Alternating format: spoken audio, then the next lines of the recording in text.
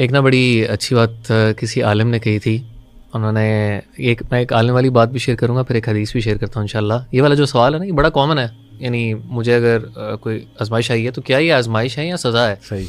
کسی عالم نے بڑی پیاری بات کی تھی. انہوں نے کہا تھا کہ وہ بندہ، یعنی ان بندوں کو یہ فکر ہی کہاں ہوتی ہے کہ اللہ مجھے آزما رہا ہے کہ یا یہ اللہ کی سزا ہے، جو کہ بیسیکلی اللہ تعالیٰ کو راضی کرنے کے پیچھے بھاگ ہی نہیں رہے ہوتے. یہ تو فکر ہی اس بندے کو آئے گی. علی بھائی دیکھیں، جس کو یہ احساس ہے کہ میرے رب مجھے دیکھ رہا ہے اور کیا میرے سے کوئی غلطی ہوئی ہے کہ نہیں، یعنی اس کے اندر کوئی تقویٰ کانشیسنیس تھوڑی سی تو ہے نا، اتنی تو اس کے اندر کانشیسنیس ہے کہ اس کو یہ فکر ہے.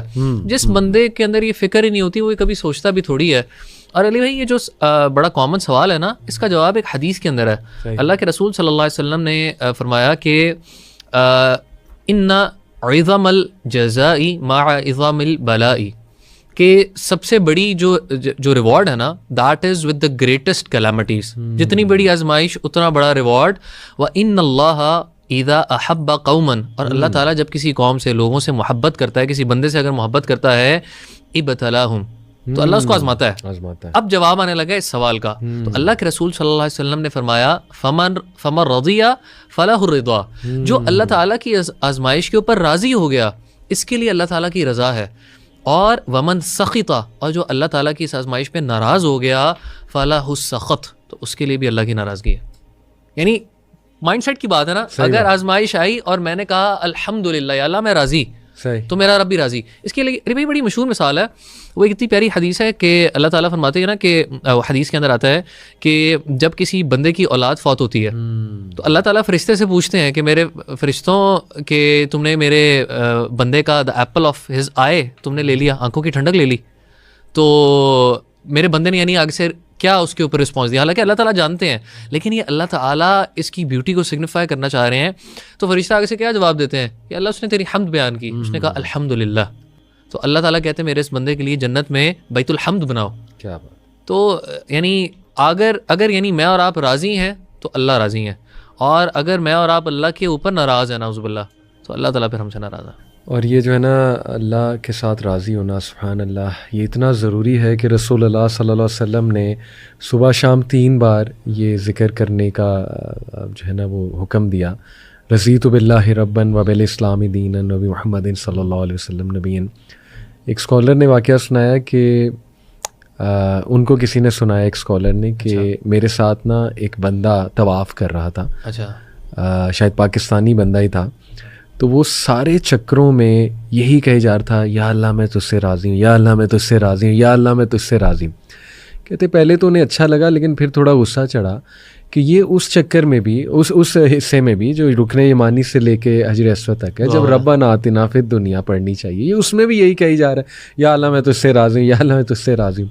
کہتے انہوں نے نصیحت کی کہ کیا کہی جا رہا ہے، مطلب کچھ اور بھی کہے. تو کہتے اس نے جواب دیا کہ شیخ صاحب شاید اللہ ایک بار ریٹرن میں مجھے کہہ دیا ہے میرے بندہ میں بھی تجھ سے راضی ہوں، تو بس میں تو اس نیت سے آیا ہوں. اللہ اکبر. تو یہ بھی ایک نیکسٹ لیول ہے. میں ایک حدیث سامنے رکھتا ہوں، آڈینس کے لیے بڑی تھیوریپیٹک ہوگی، اور آپ بھی کمنٹ بتائیں اس پہ کر دیجیے گا. سنن ابو داؤد کی حدیث ہے.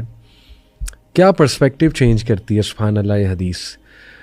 When Allah has decreed for a servant a rank that he cannot reach through his deeds alone.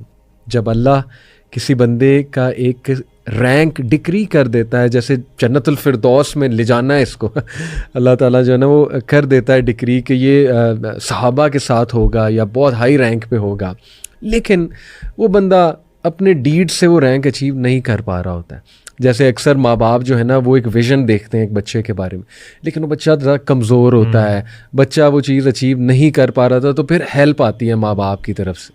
تو پھر اللہ کیا کرتے ہیں اللہ ٹیسٹ ہم ان ہز باڈی اور ہز ویلتھ اور ہز چلڈرن. 3 چیزوں کا ذکر. اللہ تعالیٰ اس کا امتحان لیتے ہیں، اسے مبتلا کرتے ہیں ایک آزمائش میں، اس کے جسم سے ریلیٹڈ یا اس کے مال سے ریلیٹڈ یا اس کی اولاد سے ریلیٹڈ. اور پھر کیا کرتے ہیں اللہ، دین اللہ گرانٹس ہم پیشنس اوور دیٹ ٹرائل. ثابت ہوا کہ ٹرائل پہ صبر بھی اللہ کی طرف سے، اور یہ صبر مانگنا چاہیے باقاعدہ اللہ سبحانہ و تعالیٰ سے. تو وہ صبر عطا ہو جاتا ہے، اس کو غنا عطا فرما دیتا ہے اللہ. اس سے کیا ہوتا ہے، until he causes him to reach the rank that Allah has decreed for him. یہاں تک کہ وہ بندہ اس آزمائش سے گزر کے دھل کے اور نکھر کے سبحان اللہ صبر کر کے وہ اس رینک کو اچیو کر لیتا ہے. واٹ اے پرسپیکٹو, سبحان اللہ. یعنی اس کی ایک وہ بھی چیز ہے نا کہ اگر آپ بینیفٹس یہ ذہن میں رکھیں جو کہ اللہ تعالیٰ یعنی قرآن کے اندر بتا رہے ہیں اور حدیث کے اندر یعنی ہمیں آئے ہیں, تو انسان کا پرسپیکٹو علی بھائی بدل جاتا ہے. یعنی ہماری ساری بات جو بیسیکلی گھومتی ہے وہ پرسپیکٹو ہی کے ارد گرد گھومتی ہے. اسی میں ایک حدیث ایڈ کروں گا, اور وہ آپ نے رضا والی بات کی تھی نا طواف علی, اس میں میرا تھا کہ میں ایک بات ضرور ایڈ کروں گا جو آپ نے طائف والی یعنی دعا کی ہے نا. جی اب علی بھائی اس میں دیکھیں کہ اللہ تعالیٰ, اللہ کے رسول صلی اللہ علیہ وسلم نے اللہ تعالیٰ کے سامنے کیا بات رکھی. اللہ کے رسول صلی اللہ علیہ وسلم نے فرمایا اِلَّمْ يَكُنْ بِكَ غَضَبٌ عَلَيَّ فَلَا أُبَالِي. یا اللہ اگر یعنی یہ جو آزمائش آئی ہے اگر آپ میرے سے ناراض نہیں ہے نا تو آئی ڈونٹ کیئر. یا اللہ میں یہ برداشت کروں گا, آپ کا راضی ہونا میرے لیے ضروری ہے. اور یہ جو آپ نے ریوارڈ والی بات کی علی بھائی کہ سبحان اللہ, یہ حدیث میں اکثر اپنے کسی سیشن میں بھی بیان کر دیتا ہوں, اور یہ آپ جتنا بڑھے نا علی بھائی اتنا انسان سوچ میں پڑ جاتا ہے. اللہ کے رسول صلی اللہ علیہ وسلم نے فرمایا کہ یود اہل العافیت یوم القیامہ, جو خیر عافیت کے ساتھ دنیا میں رہے ہوں گے وہ جب قیامت کے دن دیکھیں گے ان لوگوں کو جن لوگوں کو آزمایا گیا, تو وہ خواہش کریں گے کہ لو ان جلودہم کانت قرضت فی الدنیا بالمقارید, اللہ دنیا کے اندر نا ہماری جلدیں کینچیوں سے کاٹ دی گئی ہوتی. یعنی آپ انٹینسٹی دیکھیں وہ کیا کس چیز کی خواہش کر رہے ہیں, کیونکہ اب ایکچوئل میں وہ چیز دیکھ چکے ہیں کہ جو ان لوگوں نے اچیو کر لی جن کے اوپر آزمائش آئی, اور اللہ تعالیٰ نے ان کو صبر دے دیا.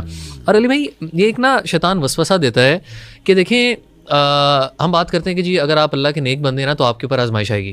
اب پتہ ہے شیطان اس پہ وسوسہ کیا دیتا ہے کہ یار اگر میں نیکی میں آگے بڑھنے کی کوشش کروں گا نا تو میرے اوپر تو آزمائش آ جائے گی. یعنی اچھا اب تو میں نے ہاں یار یہ تو دنیا تنگ ہو جائے گی. اور وہ مشکلات کیا ذہن میں آتی ہیں, اچھا پیسے تنگ ہو جائیں گے, صحت کو کچھ ہو جائے گا, کوئی ریلیٹیوز کو کچھ ہو جائے گا, نہیں یار میں نہیں ہو سکتا. اور ہمیں بائی دا وے سوال مسجد لاک اپ میں ابھی ریسنٹلی 2 سوال آئے. یہ اچھا آپ جب موجود تھے ایز اے ہوسٹ, ضیاء بھائی نے پھر اس کا آنسر کیا تھا, ایک بھائی نے سوال باقاعدہ کیا تھا, اور دوبارہ پھر ایک نے دوبارہ ری ایمفسائز کیا تھا کہ ہم نے ہمیشہ ہی سنا ہے کہ دین کے قریب جب آپ آتے ہو تو مشکلات. جی اچھا, اس کا علی بھائی ایک بڑا کمال جواب ہے. اب دیکھیں اللہ کے رسول صلی اللہ علیہ وسلم کی حدیث ہے نا کہ سب سے بڑی آزمائشیں انبیاء پر آتی ہیں, اور پھر ان سے جو نیچے ایمان والے ہوتے ہیں ان کو اس طرح آزمائش آتی ہے. علی بھائی دیکھیں جو اللہ جب ایمان والے کو مصیبت دیتا ہے نا تو ایمان والے کا جو پرسپیکٹیو ہوتا ہے نا اس چیز کو بدل دیتا ہے. ایک بندہ چاہے جتنی بڑی آزمائش میں ہو اس کا ایمان اتنا اسٹرانگ ہو چکا ہوتا ہے کہ وہ صبر بھی نہیں, وہ شکر کر رہا ہوتا ہے. وہ کہتا ہے یا اللہ تیرا احسان ہے, تو نے مجھے اس قابل سمجھا.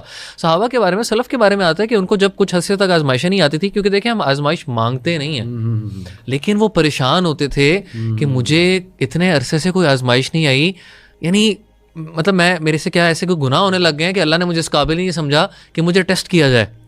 اور یعنی پرسپیکٹیو کی بات ہے, تو چاہے جتنی بڑی آزمائش آ جائے اللہ تعالیٰ آپ کے دل کو اتنی تقویت دے دے گا کہ آپ کو اتنی بڑی آزمائش بھی بہت تھوڑی سی لگی. اور علی بھائی یہ پرسپیکٹیو نا غزوہ احزاب میں سامنے آتا ہے کہ جب اللہ فرماتے ہیں وَلَمَّا رَأَى الْمُؤْمِنُونَ الْأَحْزَابَ, جب مومنوں نے گروہوں کنفیڈریٹس کو 10,000 کی آرمی کو دیکھا, انہوں نے کہا وَلَمَّا رَأَى الْمُؤْمِنُونَ الْأَحْزَابَ قَالُوا هَذَا مَا وَعَدَنَا اللَّهُ وَرَسُولُهُ, یہ تو اللہ اور اس کے رسول کا وعدہ ہے. وَصَدَقَ اللَّهُ وَرَسُولُهُ وَمَا زَادَهُمْ إِلَّا إِيمَانًا وَتَسْلِيمًا. اللہ فرماتے ہیں ان کا تو ایمان بڑھ گیا. اور اس کے مقابلے جو منافق تھے انہوں نے کہا ما وعدنا اللہ ورسولہ الا غرورا. نعوذ باللہ, انہوں نے کہا کہ اللہ اور اس کے رسول نے صلی اللہ علیہ وسلم ہم سے دھوکے کے وعدے کیے تھے. یہاں پہ ہمیں کہتے ہیں کہ تم کیسر و کسرا کو فتح کرو گے, اور یہاں پہ دیکھو وہ پتہ ہے یہ اسٹیٹمنٹ کہتے تھے علی بھائی کہ یہاں تو بندہ اپنے آپ کو ریلیو کرنے کے لیے بھی نہیں جا سکتا, یہ کہتے ہیں کیسر و کسرا فتح ہوگا. اور دیکھیں پھر اللہ تعالیٰ نے کیسے ثابت کر کے دکھایا, لیکن اس ٹیسٹ نے بائفرکیٹ کر دیا, مومن الگ ہو گئے, منافق الگ ہو گئے. تو یہ پرسپیکٹیو والی بات ہے, اور اس کے اوپر یقین رکھنا کہ اللہ تعالیٰ میرے ساتھ خیر چاہ رہا ہے, اللہ تعالیٰ پتہ نہیں آپ کو کیا کیا نواز رہا ہے اور آپ کو نظر ہی نہیں آ رہا.